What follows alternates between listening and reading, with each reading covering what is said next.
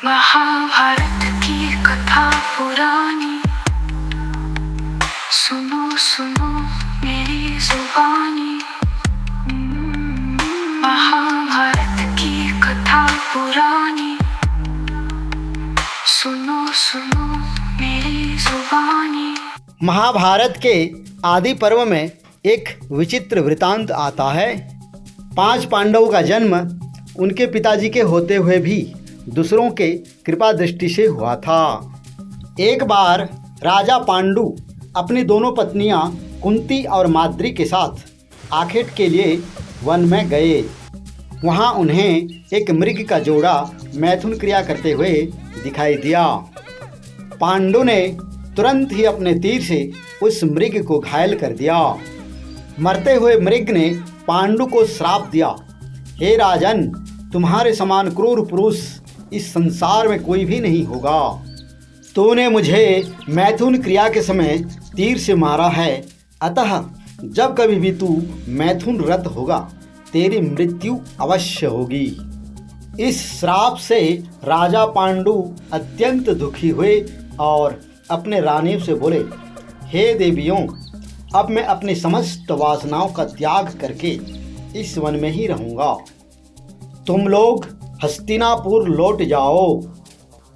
यह सुनकर दोनों रानियों ने अत्यंत दुखी होकर कहा, हे नाथ, हम आपके बिना एक पल भी जीवित नहीं रह सकती, इसलिए आप हमें भी वन में अपने साथ रखने की कृपा कीजिए। राजा पांडु ने उनके अनुरोध को स्वीकार करके उन्हें वन में अपने साथ रहने की अनुमति दे दी। इसी दौरान राजा पांडु ने अमावस्या के दिन ऋषि मुनियों को ब्रह्मा जी के दर्शनों के लिए जाते हुए देखा।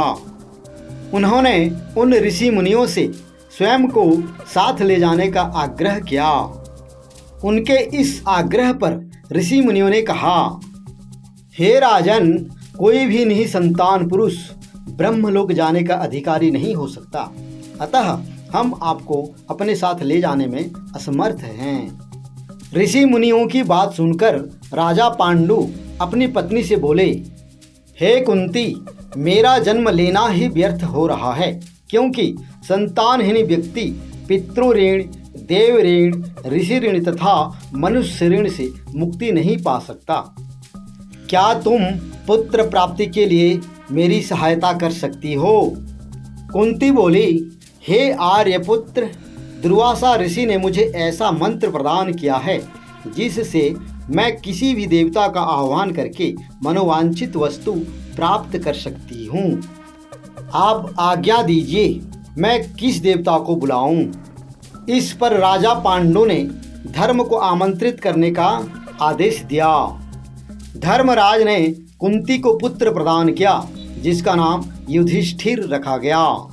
कालांतर में राजा पांडु ने कुंती को पुनः 2 बार वायुदेव तथा इंद्रदेव को आमंत्रित करने की आज्ञा दी। वायुदेव से भीम तथा इंद्र से अर्जुन की उत्पत्ति हुई। तत्पश्चात राजा पांडु की आज्ञा से कुंती ने माद्री को उस मंत्र की दीक्षा दी। माद्री ने अश्विनी कुमारों को आमंत्रित किया और नकुल तथा सहदेव का जन्म हुआ। एक दिन राजा पांडु माद्री के साथ वन में नदी के तट पर भ्रमण कर रहे थे। वातावरण अत्यंत रमणीय था। शीतल मंद सुगंधित वायु भी चल रही थी। अचानक वायु के झोंके से माद्री का वस्त्र उड़ गया। इससे राजा पांडु का मन चंचल हो उठा और वे मैथुन में प्रवृत्त हुए ही थे कि शापवश उसकी मृत्यु हो गई। रानी माद्री उनके साथ सती हो गई, किंतु पुत्रों के पालन पोषण के लिए कुंती हस्तिनापुर लौट आई।